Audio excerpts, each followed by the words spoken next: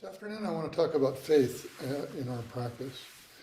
And the other day, probably my oldest friend in the world, other than my family, called me. He's a retired Episcopal priest in Tacoma, and he's a Zen student as well. And he said that he was talking to a Rinzai teacher friend of his, and they were wondering about faith in Zen practice, which I found interesting, that the Rinzai teacher was querulous about this. So Paul got in touch with me, and I said, well, I'm not sure I'm any kind of an expert about this, but I did give a talk about it, I think about 5 years ago. So I went back and found my notes and pulled them out and reconsidered them and dusted them off and changed some things and so forth. So I want to talk about this today. I want to ask you not to believe anything that I say. And I don't mean to be snarky about that or cute. But, let these ideas come in, let them go out. But do your own inquiry, do your own research. I always refer to this practice less as religion or a belief system. This is me personally. And really more as personal science. This is personal science. Who am I? What's in there? What's going on? We may suspend our judgment for a while in our practice. Like if every bone in my body says, I don't want to bow, I don't do that. I've talked about that before. But we say, let's just give it a chance. Let me do this for 2 weeks and see what happens. We might suspend judgment for a while.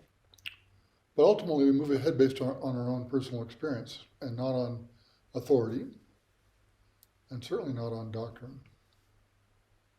So this alone makes our approach to faith in Zen practice a little bit different. And I don't want to say different in by any means suggesting better.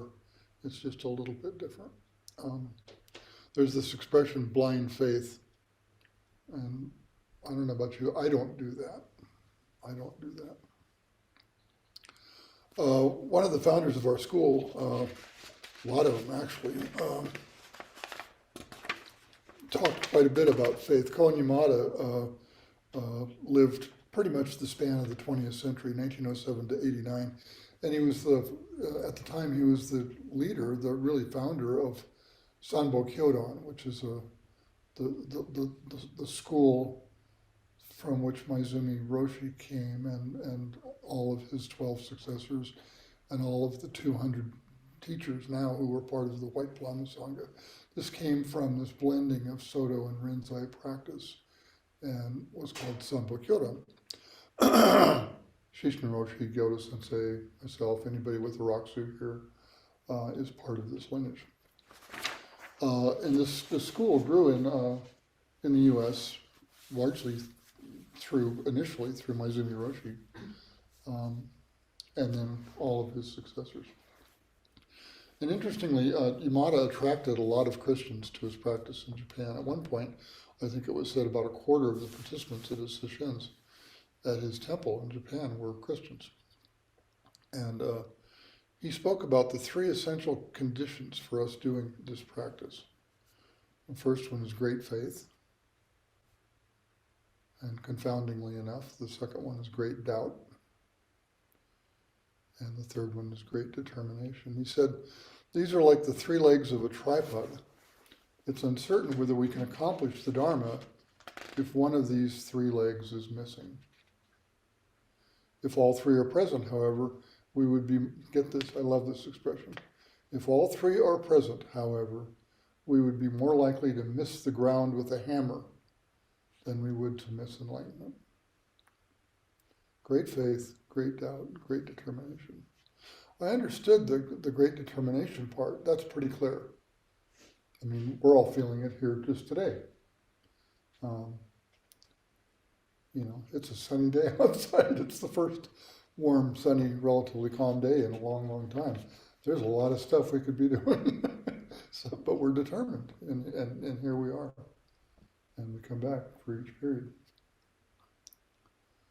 So I understood the determination part. That's pretty tactile. But the combination and the seeming conflict between great faith and great doubt was perplexing back. This is a while ago. So clearly this idea of faith in Zen practice needed more consideration on my part. Personally, maybe I've said this before, but I've struggled with the idea of faith. I was raised Roman Catholic and attended a parochial school for 6 years when I was in 1959 through 65. And early on I began to notice that a lot of what people were calling faith was dogma. And maybe that's okay. That's fine. I'm not going to judge that. A dogma or lists of ideas to memorize and bear it back. Ideas that are codified and hardened into fixed beliefs. Beliefs that get trotted out in place of critical thinking or in place of direct experience or discussion and examination. I looked at my notes when I talked about this before, and I said, I recall an argument I had with an elder when I was maybe 15 years old. Well, the elder was my mom. And I was a smartass, and I was challenging the notion of canon law and the infallibility of the Pope. Mom, how can that be? And why do we believe that? My mom was a disciplinarian and an English teacher for her whole life, and needless to say, it didn't go well. Most of what I got back was because that's what we believe in. And I, as a 15-year-old smartass, I took that just as circular logic, that wasn't enough for me. So by 1965, I quit going to church. And that led me to Alan Watts and Yogananda and Krishnamurti and Philip Kapleau, and then by 1970 or so, Baba Ram Dass and Suzuki Roshi and others. I came across, in 70, I came across Suzuki Roshi saying, I discovered that it is necessary, absolutely necessary, to believe in nothing. That is, we have to believe in something which has no form and no color, something which exists before all forms and colors appear. No matter what God or doctrine you believe in, if you become attached to it, your belief will be based more or less on a self-centered idea. And I just felt like, wow, that blew my mind. So what is this that he's talking about? If I don't believe in it, what is it? Where is it? Is it a religion, or is it a lifestyle, or is it a practice, or is it science? And what I came up with is perhaps it's all of those things or none of them. And I liked this. I liked this letting go of all thought and beliefs and lists and dogma and rules. I especially like the notion that we don't rely on any authority who, quote unquote, owns the truth. The infallibility of the Pope.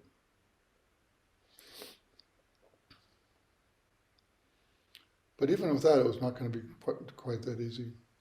Yamada Roshi continued about faith. He said, the first condition, great faith, means believing without any doubt that you are intrinsically awake, that all beings are intrinsically awake. Not believing in a list of ideas or do's and don'ts or shoulds or shouldn'ts. And by the way, this is going to come up again later on this afternoon. We're going to do Fasatsu ceremony at 3 o'clock or whatever it is today. And that's the renewal of our vows. And this involves the Buddhist precepts, which we won't have time to talk about in depth today. But you also believe that seeing into your own nature means discovering something that you have already been using from morning to night without even realizing it.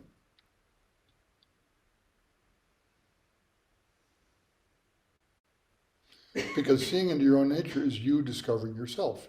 You cannot fail to experience it. Makes it sound easy, doesn't it? Great faith also means believing that every person is in the process of eventually achieving supreme enlightenment, and trusting that if we ask for help from the three treasures, Buddha, Dharma, and Sangha, we will definitely get it. Lastly, great faith means that we believe in the teaching of our Zen teacher. That's interesting. This great root of faith is not just a tepid faith, it is a thoroughgoing belief that will settle for nothing less than complete awakening and is rooted firmly in the ground like a huge tree, immovable in the face of even the strongest gale. When the root of faith is present, there is nowhere for demons to get a foothold. That's quite a paragraph. So how do I have this great faith without ideas or concepts, or lists or things to believe in? That's the way I was raised. Do not kill, except in these circumstances. If you're in a war, it's okay.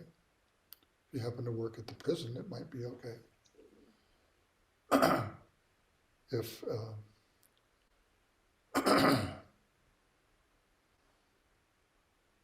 as a teacher said recently, if the mosquitoes are carrying malaria, that might be okay.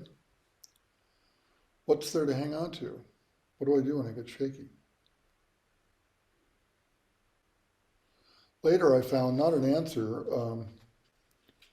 but a road sign, I guess I would call it, pointing the way in the poem that most everyone here knows and has heard, some of us dozens if not hundreds of times, the Shin Ming, written, we think, by Master Sungsan in the 6th century CE in China. It translates as either trust in faith mind, or trust in heart mind or faith in heart mind. It translates variously depending on who's doing it. And this is just the beginning few lines. The great way is not difficult for those who do not pick and choose. When preferences are cast aside, the way stands clear and undisguised. But even slight distinctions made set earth and heaven far apart. If you would clearly see the truth, discard opinions pro and con. I find it profound, and it challenges, going back to faith and going back to the precepts, to concepts of right and wrong. In my mind, it challenges that, to come up with the notion of that this is right and this is wrong. I got to have some judgment going on. Discard opinions, pro and con, for those who do not pick and choose. So perhaps this believing in is more active. Maybe it's something we do. Maybe it's less passive, more engaged and more empirically based. Perhaps it's something that I do versus something that I have or think. I was making my notes the other day and I came up with, maybe it's more like faithing as a verb.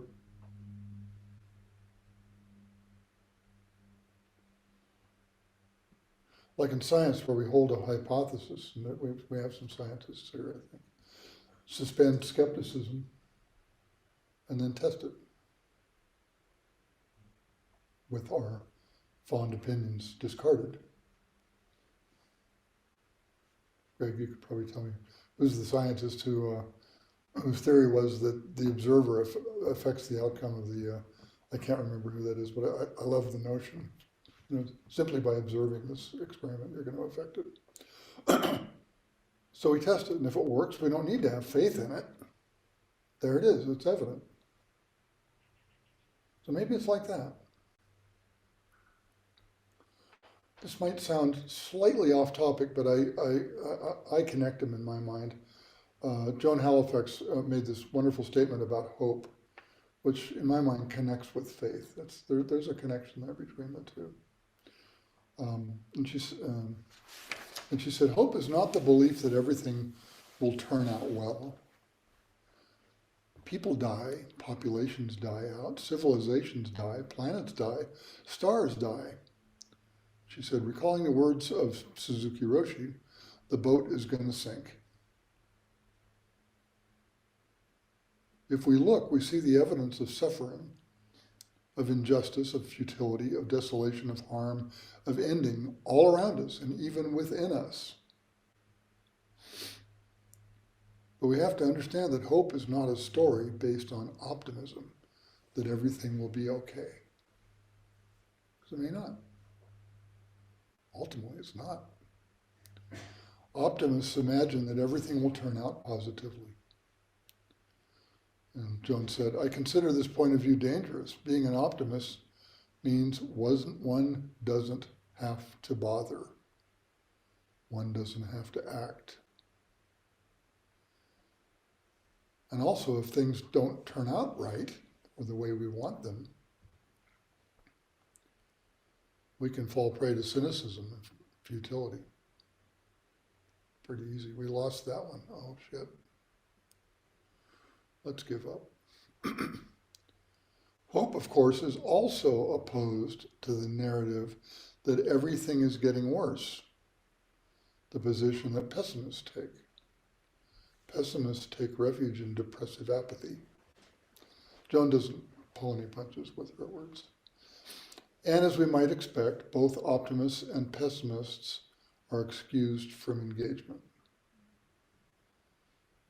Now, that's the extent of the quote that I was able to find of what she said. I would expect wherever she was talking, she went on to then walk down the middle between those two and tell us what it is that she is thinking about. Something somewhere I read suggested that we tend to define faith as an absence of doubt and doubt as an absence of faith. We assume, like air and water, they cannot occupy the same space. They're binary, mutually exclusive. But this is clearly not the Zen view of faith and doubt. They can and must occupy the same space. There's a teacher, Sensei Seven Ross, in the Chicago Zen Center, explained a little bit about this. Great faith and great doubt are two ends of a spiritual walking stick. We grip one end with the grasp given to us by our great determination. We poke into the underbrush in the dark on our spiritual journey.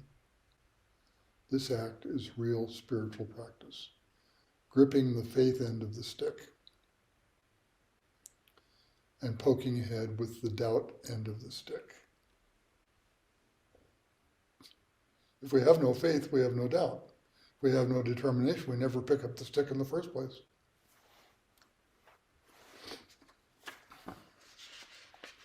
So somehow this great faith is practiced through the mind of meditation in this intimate space of not knowing. This is the first of the three tenets of Zen Peacemakers, not knowing. And the key to this is in there. How can I hold faith and doubt at the same time? Not knowing. Maizumi Roshi, who's the founder of our school, said, this is him talking, my teacher would say that when you do shikantaza, you should have faith. When you work on koans, you should have faith. This faith has a particular connotation. Faith in the sense that you can do shikantaza or working on koans. Faith in the fact that you can take care of the koan.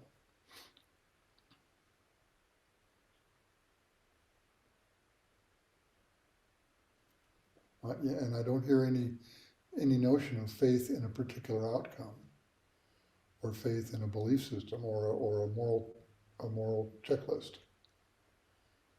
But it's faith in action, that I can do this. Pretty personal. So this, and then back to me, now I see this faith as a moment-to-moment experience, a choice to trust myself. This is kind of back to the science again.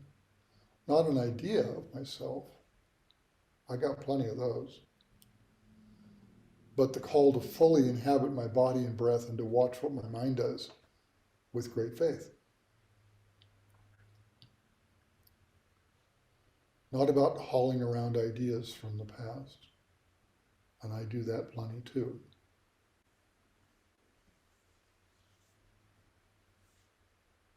I can hear my wife saying, Geoff, it's not 1969 anymore, as much as you might want it to be.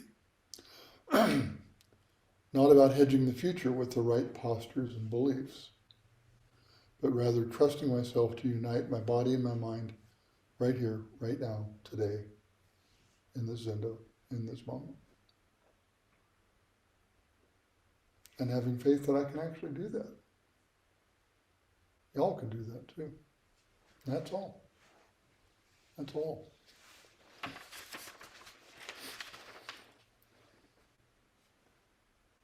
To make it a little more immediate and tactile, for me it takes enormous faith just to fully let go and exhale each breath. To trust that another inhalation will come and that this is all I need to do right now. Someday that next one won't come. So it's great faith just to do it. My instinct might be to hold my breath if I was panicky enough. Nope, this might be the last one. I'm gonna hang on to it.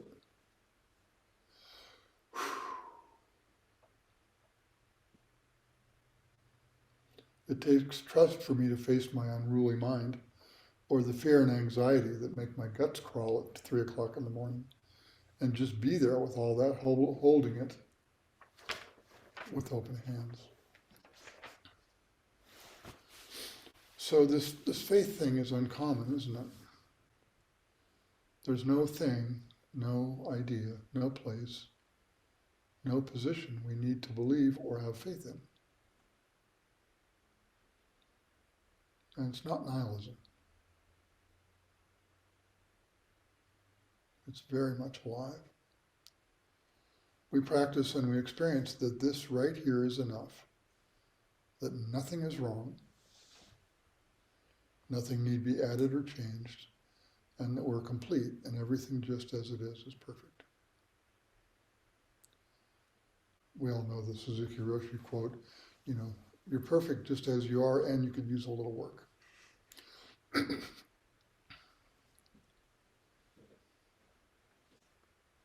When I first made these notes, my thought about faith was really simple. I saw my exhalations as being a complete expression of faith.